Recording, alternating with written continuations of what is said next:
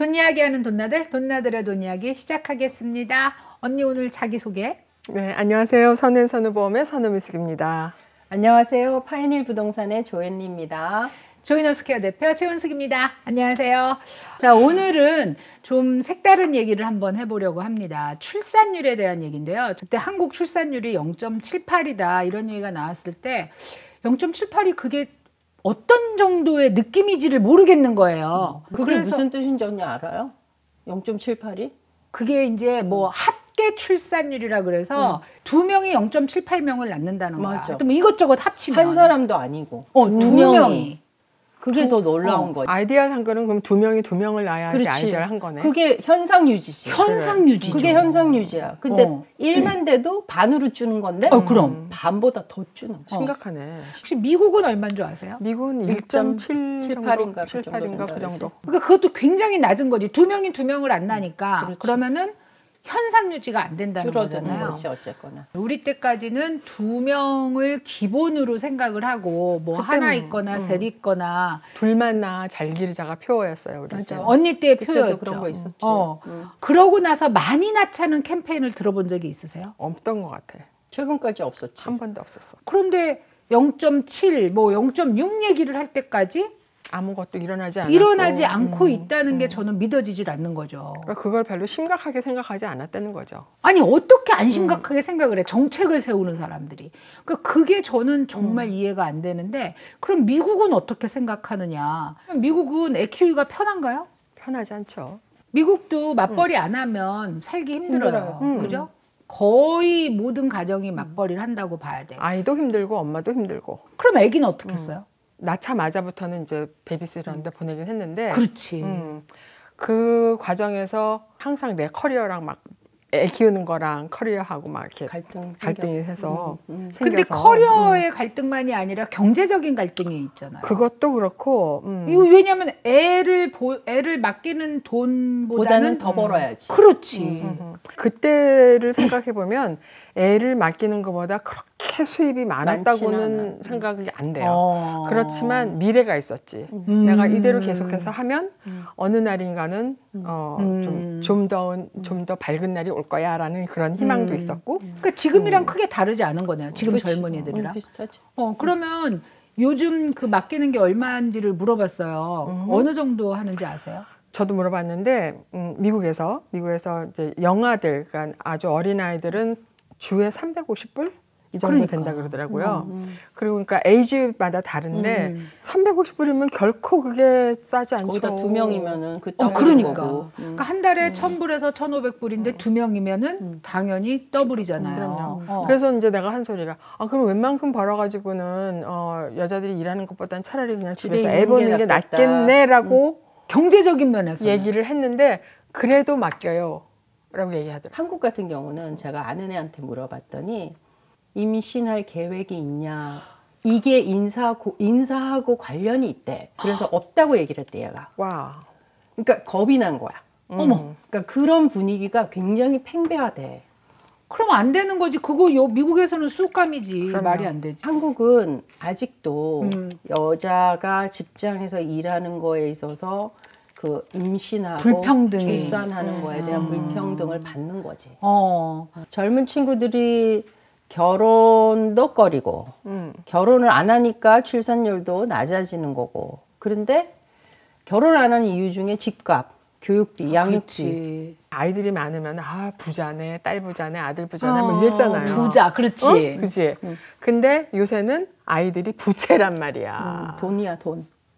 그게 얼마나 슬픈 얘기예요. 또 하나는 젊은이들이 언니 세상이 바뀌면서 재밌는 게 너무 많아졌대. 아이 키우는 것보다 게임도 재밌는 게 많고 하여간에 세상에 즐길 것들이 너무 많아져서 나는 내 인생을 이렇게 즐길래 차라리.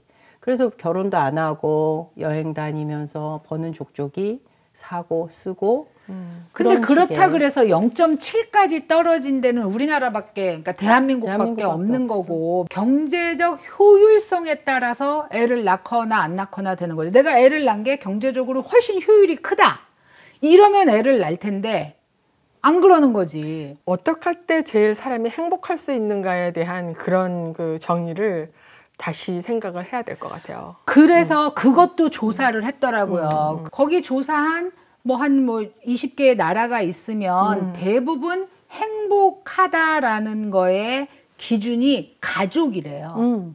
가족. Only Korea. 돈이래요. well-being. 그러니까는 경제적으로 잘 사는. material. material well-being. 그지? 돈이 있어야 가족을 행복하게 만들 수가 있기 때문에 돈이다. 그러니까 깊이 파고들어 보면 가족이더라고요. 그런데 전제 조건이 돈이에요. 그래서 그런 걸 사실 한국이 너무나 이게 그 급격하게 이 출산율이 내려가니까 세계적인 관심을 받고 세계적인 석학들이 막 거기에 붙어서 연구를 왜 하고 그럴까? 경고. 한국인의 대부분이 집을 사고 경제적으로 안정이 되면 자식을 낳겠다 그런다는 거예요. 근데 한국이 또 집값이 오죽 비싸요. 너무해. 그러니까 그 집을 사고 애를 낳겠다라는 게 순서가 바뀐 거잖아요. 그럼 미국은 어떨 것 같으세요? 미국은. 한국은 집값이 올라가면 출산율이 떨어져요. 미국은 반대야. 집값이 올라가면 출산율이 올라가. 희한하지 않아요? 왜 그럴까? 미국은 늦게 낳는 사람들이 많대요. 애를. 그러다 보니까 30대 되면, 그리고 이제 론을 해서 집 사는 게 되게 자유로워서 사실 결혼한 부부가 30대 초반이면 조그만 집이라도 집을 갖고 있잖아요. 그러면 집값이 오르면 내 재산이 올랐다. 액거리가 쌓였다. 그래서 하나 더 날래. 이렇게 되는 거예요. 근데 한국은 30대 초반 중반에 집을 살 수가 없어. 너무 비싸서. 빚을 그렇게까지 낼 수가 없어. 그러니까 좋은 부모를 만나지 않는 한은. 그렇지. 대신에 렌트비가 또 미국이 오르잖아요. 그러면 20대들이 애를 안 낳는데요. 렌트비가 버거운 거지. 근데 분명한 건 30대는 집값이 오르면 이게 확 달라진다는 거예요. 그래서 결국은 뭐냐 하면 돈과 출산율은 셀 수가 없다. 있어. 젊은 사람들한테 결혼과 출산을 안 하는 가장 큰 이유가 뭐냐 그러면은 돈, 그 경제적인 거와 함께 경쟁 사회이기 때문에 내가 그렇게 학원 다니고 뭐 그 학교에서 맨날 야자하고 이렇게 행복하지 않은 세월을 보냈는데 내 자식도 그렇게 보내는 게 싫다. 그 의견이 되게 많아요. 근데 나는 요즘 아이들이 보면 SNS를 하잖아. SNS를 하면 할수록 애들이 어떤 문제가 있냐면 우울증이 심해져요. 맞아. 우울증이 심해지는 이유는 뭐냐면 얘는 이걸 하고 있네. 남들은 다 보는 거야. 다 부자고 다 행복해. 맞아. 페이스북, 인스타그램에서 다른 사람의 삶을 보면서 부러워하다가 나는 그렇지 못한 자기를 자책하는 거야, 애들이. 그래가지고 우울증에 빠지는 거야. 똑같은 거야. 그게 지금 거기서도 계속 비교를 하고 있고 당하고 있는 거야. 테크놀로지가 대한민국이 얼마나 좋아. 인터넷 속도며. 근데 그걸 가장 빨리 섭렵하고 가장 빨리 하는 나라도 대한민국이야. 그러다 보니까 그 속에서 더 많이 기계화되고 문명화되는 게 대한민국 사람인 것 같아. 그럼 그것 때문에 더 피해를 보는 거네, 말하자면? 좋은 점도 있지만 나쁜 점일 점도. 수도 있는 거예요. 근데 그 숫자가 적은 게 얼마나 큰 영향을 주냐 하면 2070년이 되면 대한민국의 국민 수가 3천만 명 정도 된다 그러지. 지금보다 뭐 3천 뭐 몇몇 명이 된다는 거예요.